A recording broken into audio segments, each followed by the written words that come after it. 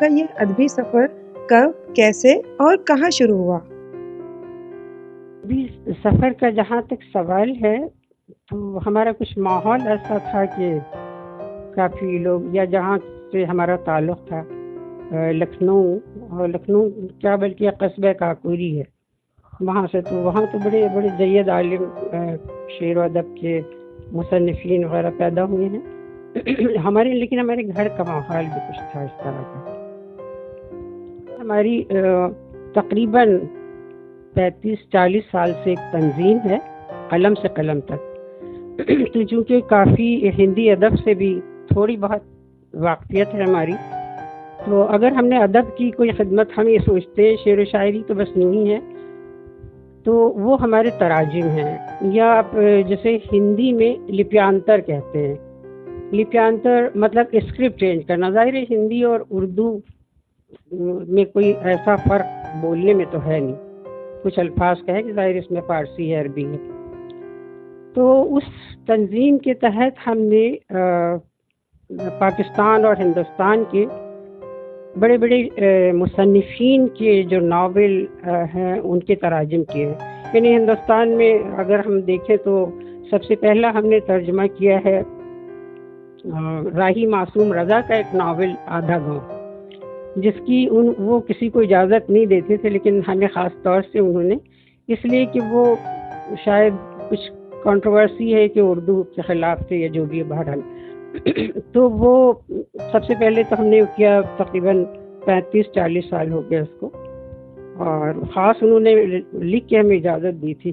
اس کے بعد ہندی کی بہت سی کتابیں، کملیشور جس میں بہت بڑے بڑے نام ہیں، کملیشور ہیں، اور ان کی وبھوتی نارائن رائے ہیں، کملیشور وبھوتی نارائن رائے، سارا رائے، اور بہت سے لوگوں کے تراجم کیا ہے. یہاں سے اردو سے ہندی میں ہم نے کیا ہے زاہدہ حنا کی کہانیوں کا ترجمہ، جو کہ وہاں شلپائن ایک پبلیکیشنز ہیں انہوں نے شائع کیا ہے. زاہدہ حنا اور مصطفیٰ کریم کا ایک ناول ہے پارٹیشن پہ بہت اچھا، راستہ بند ہے. اور حسن منظر، ڈاکٹر حسن منظر کا ناول ہے دھنی بخش کے بیٹے. اور اس طرح بہت سے تراجم نے کہانیاں کی ہیں. مہر النساء پرویز کی، ان کی بھارتی صاحب کی، اور بہت سی یہ ہم کرتے رہے اس تنظیم کے تحت. تو ہم یہ سوچتے ہیں کہ شعر و شاعری تو بس ایسے ہی ہے کہ ہمارے ایک رشتے کے ماموں جو ICS تھے، انہوں نے کہا کہ سنا تم شاعری کرتی ہو، تو جب تمہیں فارسی نہیں آتی تم شاعری کیا کرتی ہوگی؟ تو ہم نے کہا ہاں بالکل صحیح کہہ رہے ہیں آپ، تک بندی کرتی ہوگی تم. تو ہم نے کہا ہاں صحیح ہے کہ تک بندی بہرحال کرتے ہیں. ان کو ہماری تحریریں پسند تھی، لیکن انہوں نے ہماری شاعری کو کچھ نہیں کہا کہ نہیں شاعری کرنا بیکار ہے، تمہیں فارسی نہیں آتی.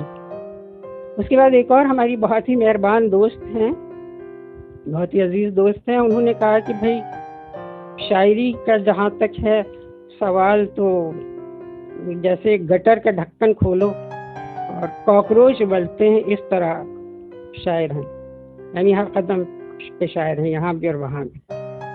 تو بس یوں سمجھیے کہ ہم ایک چھوٹا موٹا کاکروچ.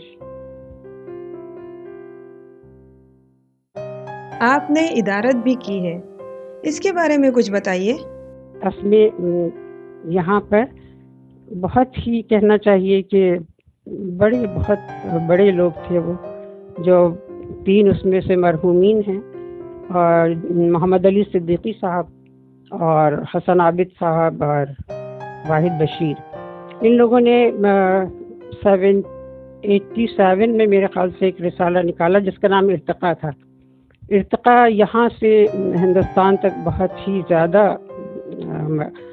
زیادہ مشہور تھا. مطلب وہ شروع سے بہت رسالے نکلے، لیکن اس کی معاونت جو تھی وہ ہماری خوش نصیبی کہ اس کی معاون مدیر کی حیثیت سے ہمیں کافی اسی میں تراجم بھی کرنے کا موقع ملا. تو پہلے تو یہ ہوا کہ تو ارتقا کچھ چپقلش کا شکار ہوا جیسا کہ ہوتا ہے.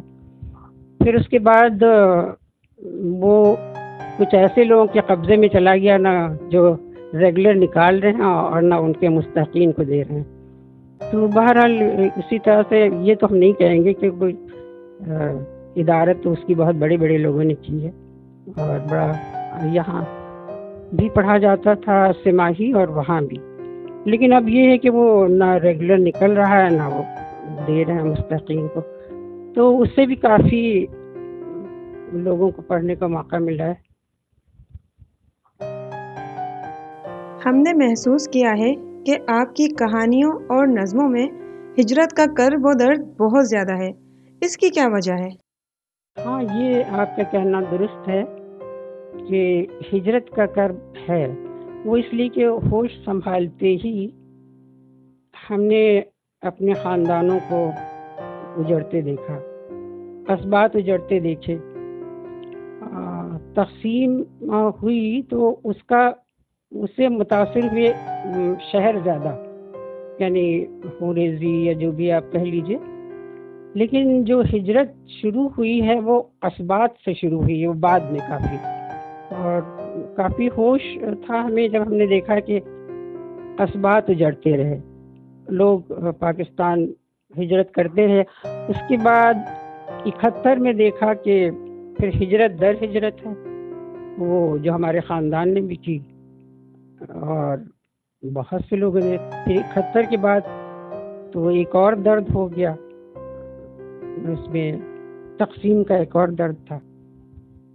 یعنی ہم جب آئے ہیں تو ہم 83 میں آئے یہاں پر، تو 83 میں ایک نظم ہم نے کہی جس وقت ہم ماں سے چل رہے ہیں. تو اس نظم کا یہ تھوڑا سا ایک بہت ہی خوشگوار بھی اور کہنا چاہیے عجیب ہی منظر تھا. یہاں پہ محمد علی صدیقی، اصل میں پہلے یہ تھا کہ کچھ چیزیں ریکارڈ تو ہوتی نہیں تھی، بڑی اچھی محفلیں ہوتی تھیں لیکن کچھ بھی نہیں، کبھی تصویریں کھنچ گئیں تو کھنچ گئیں بہرحال. تو ہم نے ایک نظم کہی تھی اندھا سفر. تو اس محفل میں مجنوں گورکھپوری صاحب تھے، بزرگ، سب سے بزرگ، وہ صدارت کر رہے تھے. تو جیسے ہی ہم نے شروع کیا اندھا سفر تو وہ چونکے، انہوں نے کہا کہ یہ کیا ہوا بھائی، یہ کون سا عنوان ہے اندھا سفر.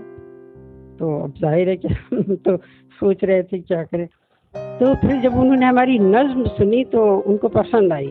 اگر ان کو پسند آئی تو پھر ہم آپ کو سناتے ہیں، شاید آپ کو بھی اچھی لگے. اس نظم کا عنوان ہے اندھا سفر.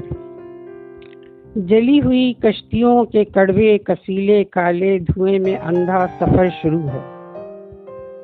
جلی ہوئی کشتیوں کے کڑوے کسیلے کالے دھوئیں میں اندھا سفر شروع ہے. نشان منزل ملے تو کیسے کہ اس پار کی کشتیوں کے کڑوے کسیلے کالے دھوئیں میں سارے نقوش گم ہیں. ہر اگلی ٹھوکر پہ سنگ میلوں کا بس گما ہے. ہر اگلی ٹھوکر پہ سنگ میلوں کا بس گما ہے. نہ خضر ہے نہ الیاس، نہ ہاتھ میں موسوی عصا ہے. نہ خضر ہے نہ الیاس، نہ ہاتھ میں موسوی عصا ہے کہ نیل خود راستہ بنا دے. نہ خضر ہے نہ الیاس، نہ ہاتھ میں موسوی عصا ہے کہ نیل خود راستہ بنا دے. اندھیرے اندھے کنویں میں ہے منتظر کوئی ڈول ڈالے. اندھیرے اندھے کنویں میں ہے منتظر کوئی ڈول ڈالے. ہمیں نکالے، خرید ڈالے یا بیچ ڈالے، تمام اندھی مسافتوں سے نجات دیتے. تلاش میں ہو کسی کی کوئی جو بھیڑ چیرے تو مشتبہ پا کے وادی خار میں گھسیٹے. تلاش میں ہو کسی کے کوئی جو بھیڑ چیرے تو مشتبہ پا کے وادی خار میں گھسیٹے. شبیہ کو ہی صلیب دے دے. اچھا زیبا علوی صاحبہ، بتائیے گا کہ آپ کا کوئی شعری مجموعہ بھی آیا ہے؟ جہاں تک شعری مجموعے کا سوال ہے تو وہ ایسا ہے کہ ابھی چھپا ہی نہیں، مطلب شائع نہیں ہوا ہے، لیکن اس کا نام ہے دل پرخوں کے ہنر، اور اس کا کور پیج وغیرہ بنایا ہے ہماری بہو بہت اچھی آرٹسٹ ہے اس نے، اور دیکھو کب سکتا ہے، اس لیے کہ بڑے مسائل ہیں، کتابیں چھپوانا کوئی آسان نہیں ہے۔ ظاہر ہے کہ جو لوگ چھاپتے ہیں، جو لوگ شائع کرتے ہیں کتابیں، بھائی ان کو ہمارے پیسے دینا بھی ہمارے بس کی بات نہیں ہے اتنے، اس لیے جو کچھ ٹھیک ہے، جو بہتر سمجھتے ہیں کہ لوگوں تک پہنچنی چاہیے، نظمیں یا غزلیں تو ہم نے بہت کم کہی ہیں، تو وہ ہم اسی صورت جو نشست ہوتی ہے، کبھی ہم نے یہ کہ مشاعرے وغیرہ نے بھی 2-1 مشاعرے الہ آباد میں جیسے تھا تو وہ اٹینڈ کیے، اور زیادہ تر جو گھروں میں شعری نشست ہوتی ہے جیسے ڈیفینس وغیرہ میں سبوہ خان یہ لوگ کہتے ہیں، یہاں پہ اپنی کچھ چند نظمیں ہم نے سنائی ہیں۔ آپ کی نسل نوسٹیلجیا کا شکار ہے، جس میں آپ بھی شامل ہیں، تو آج آپ ہمارے ناظرین کو کیا سنائیں گی؟ دراصل ہجرت کا جو کرب ہے وہ دونوں طرف سے ہے، یعنی جو ادھر سے بیچارے اپنا وطن چھوڑ کے گئے یا جو ادھر سے آئے، تو جیسے کہ گلزار صاحب ہیں، یہاں سے گئے اور آج تک وہ یاد کرتے ہیں ان کی شاعری، ان کی کہانیاں، سب کچھ، سب میں ہجرت کا درد ہے۔ رام لال صاحب تھے، وہ جب پہلی بار یہاں آئے ہیں تو انہوں نے میاں والی کی مٹی جو تھی وہ اٹھائی اور وہ اسے لے کے گئے تھے، اور اس مٹی کو انہوں نے اپنی پوتی جو تھی 3-4 سال کی تھی، ہم لوگ دیکھ رہے تھے، اندرا نگر ایک جگہ ہے، نیا لکھنؤ بسا تھا وہاں شروع میں، تو وہاں اپنے جس گھر کو بنوا رہے تھے اس کی نیو میں مٹی ڈالی، یعنی اب ایک کرب کی حالت دیکھیے کہ وہ اس مٹی سے ہی ان کو اتنی محبت تھی، تو ظاہر ہے کہ اب ہم تو اس کی بعد کی نسل ہیں، ہم لوگوں نے تو وہ کرب سہا نہیں لیکن اس کو محسوس تو کیا ہے کسی نہ کسی سے۔ جیسا کہ ہم نے آپ سے کہا ہے کہ وہ گھر اجڑتے رہے قصبات کے، یعنی فسادات کا اثر تو شہروں پہ پڑا، لیکن جو قصبات اجڑتے رہے بعد میں لوگ ہجرت کرتے رہے، تو اس میں بہت سے یو پی کے قصبات زیادہ، یا جو ہمارے ہوش میں جو ہم نے دیکھا تو کاکوری، بلگرام، نگرام، سندیلا، ملیح آباد وغیرہ، یہ سب ان کے بڑے بڑے گھر بھی ہم نے دیکھے بچپن میں، اور وہاں رہے بھی، اور اس کے بعد وہاں سے لوگوں کو ہجرت کرتے بھی دیکھا۔ تو یہ نظم ہے، اس کا عنوان ہے گھر کا پتہ۔ گھر کا پتہ۔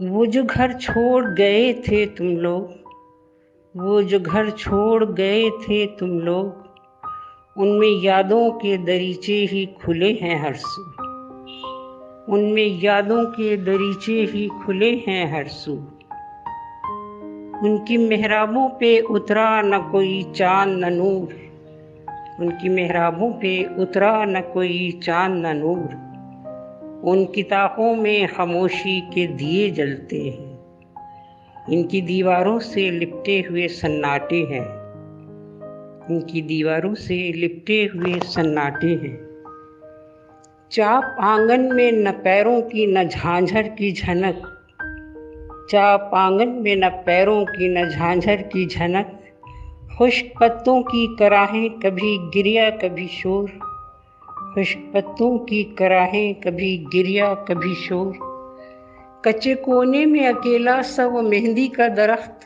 خون اب روتا ہے خود اپنی ہی تنہائی پر، کچے کونے میں اکیلا سا وہ مہندی کا درخت، خون اب روتا ہے خود اپنی ہی تنہائی پر، سہمے سہمے سے کھڑے ہیں وہ ستون جن کے گرد تم نے باہوں کے بنا کر گھیرے، کھیل معصوم سے کھیلے تھے کبھی دن کبھی رات، کھیل معصوم سے کھیلے تھے کبھی دن کبھی رات،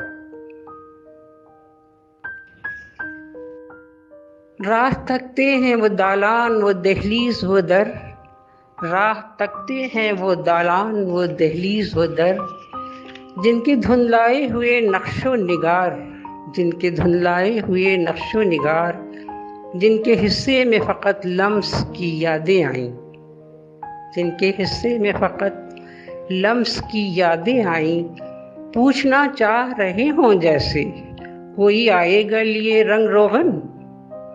पूछना चाह रहे हों जैसे कोई आएगा लिए रंग रोगन, या कि फिर सौंप गया है कोई मकड़ियों और अबाबीलों को अपना घर बार ये अपना मस्कन। या कि फिर सौंप गया है कोई मकड़ियों और अबाबीलों को अपना घर बार ये अपना मस्कन। तन्हा तन्हा से दरो बाम नफस मांगते हैं। तन्हा तन्हा से दरो बाम नफस मांगते हैं। शैनशी उजड़ी हुई यास में डूबी डूबी, किसी जहरा किसी अजरा किसी महपारा की धीमी धीमी सी वो सरगोशी वो अलसाई हंसी, सरसराहट वो दुपट्टों की वो चूड़ी की खनक, इनके सन्नाटे वही गुजरे बरस मांगते हैं। सरसराहट वो दुपट्टे की वो चूड़ी की खनक, चांद से चेहरे वो चंदन से महकते हुए जिस्म, चांद से चेहरे वो चंदन से महकते हुए जिस्म, जिनकी खुशबू से मुअत्तर थी ये सूनी खिलवत, जिनकी खुशबू से मुअत्तर थी ये सूनी खिलवत, इनके सन्नाटे वही गुजरे बरस मांगते हैं। इनके सन्नाटे वही गुजरे बरस मांगते हैं।